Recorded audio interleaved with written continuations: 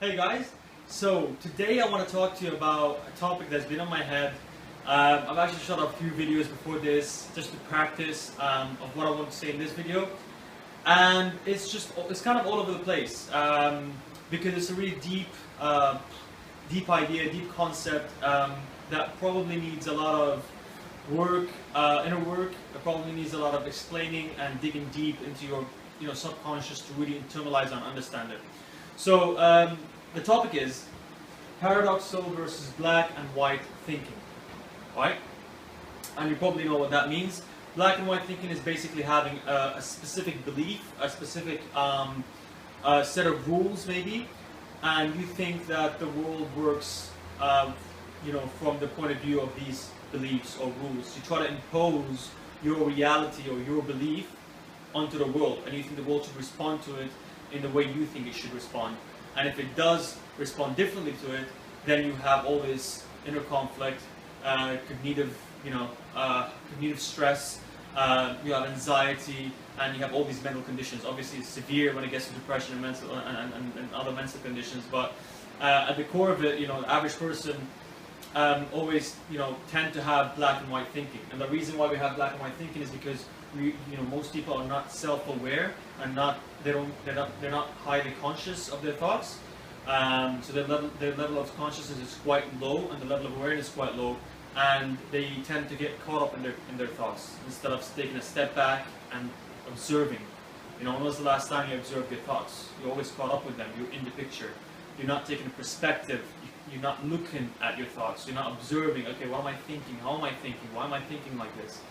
And once you raise your level of awareness and consciousness, obviously you can do this with different techniques, different things. You can do it with meditation, with yoga, by seeking enlightenment through self-development, self-actualization. That's another topic to talk about. But once you raise your level of awareness and consciousness, you start to realize that a lot of your thoughts, a lot of your inner beliefs are what's causing you all this cognitive dissonance, what's causing you all this cognitive suffering and all this stress and inner conflict in your head, and that the inner chatter that's always going in your head of, oh, this should happen like this, and she should tell me this, and she should reply to me like this, and he should say this, and if I do that, then this should happen. It's like you have all these rules for yourself that you try to basically apply to the world, and you basically think that the world should react to you according to these set of rules, right? And the world doesn't work like this, because that's all in your head. You live in fairyland. The world is different. The reality is different. It doesn't work according to a set of rules that you set to it. So that's black and white thinking. Having a specific belief, specific thought, and sticking to it, and being very rigid in your own reality. You can't really break free. You can't. If you bring a new concept and you can't really fit it within your roadmap. You have this sort of roadmap of the whole world and how it acts. And once you get a new belief or new concept, you try to fit it in, and you're like, no, it doesn't work because I already believe in this thing, right?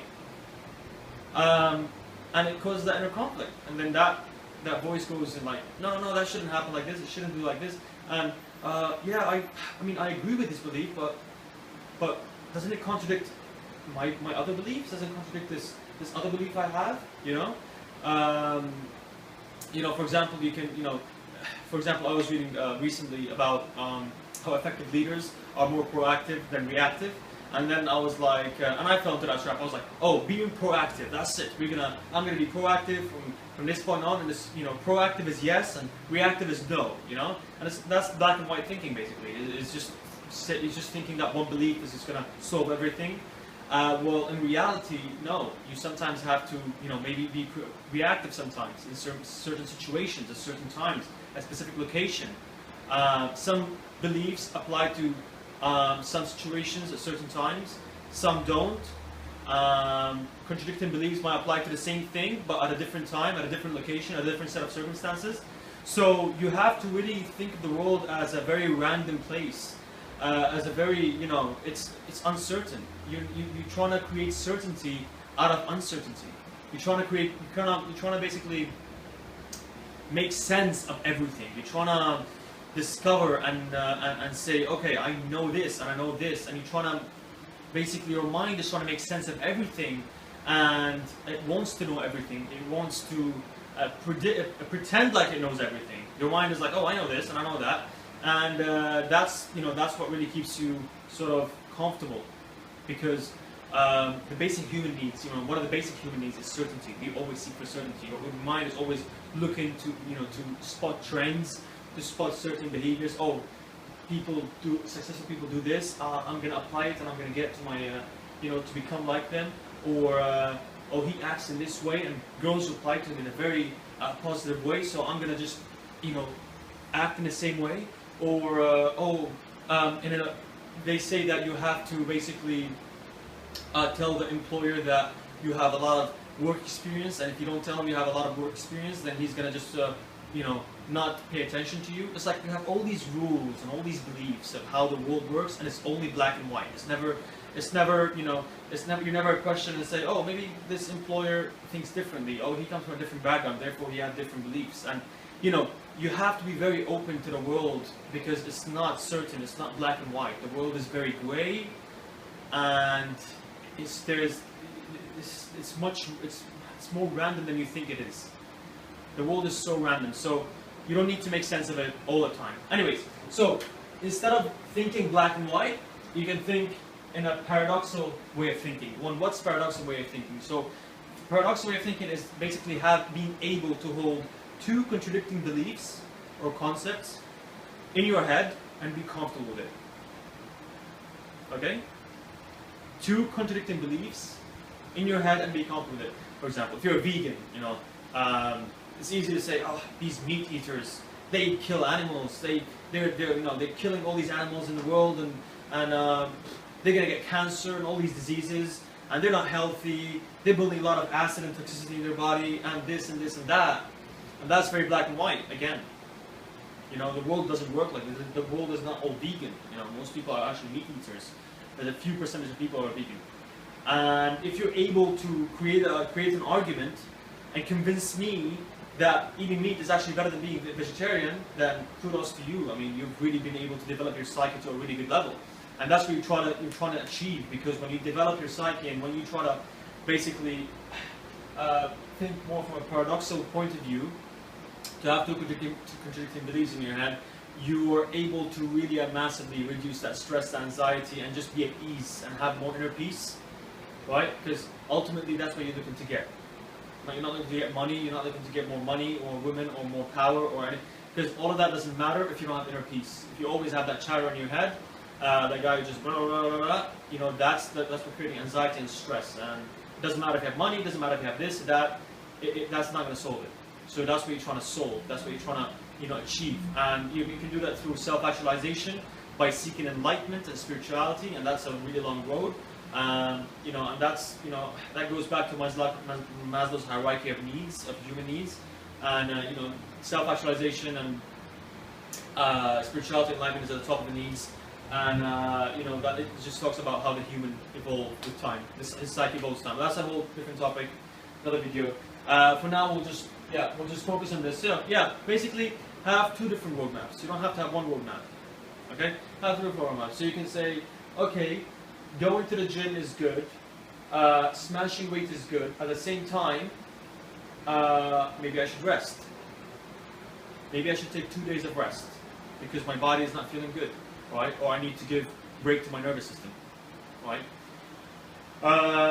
And then you watch a YouTube video where this guy says, oh, you have to do whatever it takes. You have to work every day for 3 hours, and that's how champions are made. And then in your head, you're like, what? But I thought, you should rest. You should take a break.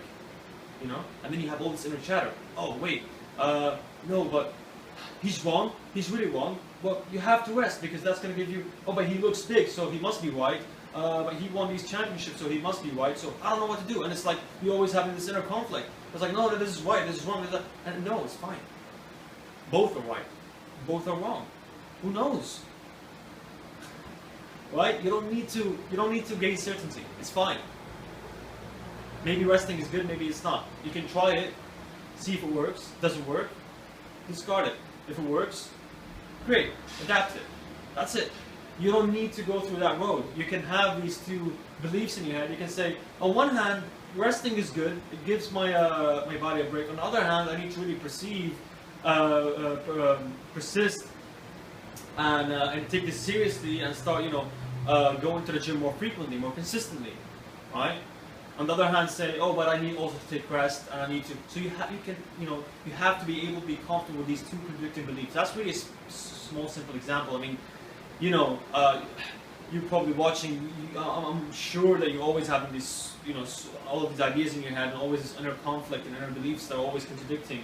And it can be, small, stupid things, like the gym, but these things are actually affecting your life, affecting your state, and affecting your level of anxiety and stress. So, the best way to do is to, apply paradoxal thinking.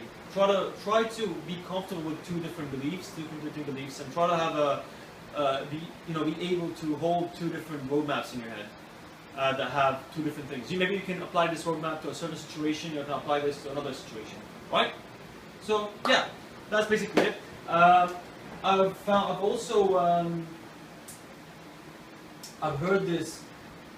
came across this quote from Bruce Lee, one of his motivational videos on YouTube, and I really, really love it. It just, when I was thinking about this topic, I'm like, oh, this quote is just so perfect. So I'm going to read it for you, and it will make a lot of sense. So he goes like, you must be shapeless, formless, like water. When you pour water into a cup, it becomes the cup. When you pour water into a bottle, it becomes the bottle. When you pour water into a teapot, it becomes the teapot. Water can drip and it can crash. Become like water, my friend. Alright? Amazing quote. It's basically telling you that, you don't need to have this rigid reality. You don't need to have this sort of like roadmap of, I'm going to do this in a certain way or do that in a certain way. You can become like water. You can flow. You don't have to have a certain shape, a certain rigid framework. You can have different ideas, different beliefs, contradicting ideas, contradicting beliefs, different situations. Like water, you put it in the teapot, it becomes the teapot. You put it in the cup, it becomes the cup. It takes the shape of whatever situation you put it in, right?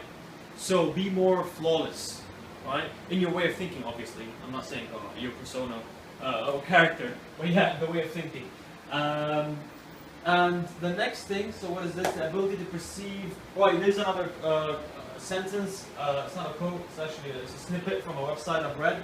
I did some research about this topic, and it goes: the ability to perceive nuance, ambiguity, and paradox is considered the height of cognitive vitality. Finding balance between contradicted elements is the road to inner peace. Right? I'll repeat that again. Finding balance between contradicted elements is the road to inner peace. Okay? So if you're able to hold contradictive ideas, contradictive concepts, instead of beliefs in your head, you will achieve a higher level of inner peace. Alright? And yeah, that's it for today. Thanks for watching. I hope you enjoyed this video. I hope you like it. And most importantly, take action on what I've discussed with you in this video. It's cool to hear about all these things, but it's best to take action. And the way you do it, as I said, when you have two different conflicting ideas, just be comfortable with holding them both in your head. Just say, okay, this can work, but this can work too. Maybe I can apply this to a specific situation. This is another situation. I can hold both of these contradicting ideas in my head. Alright?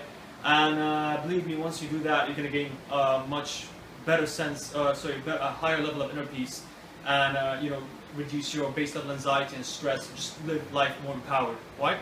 So, thanks for watching this video.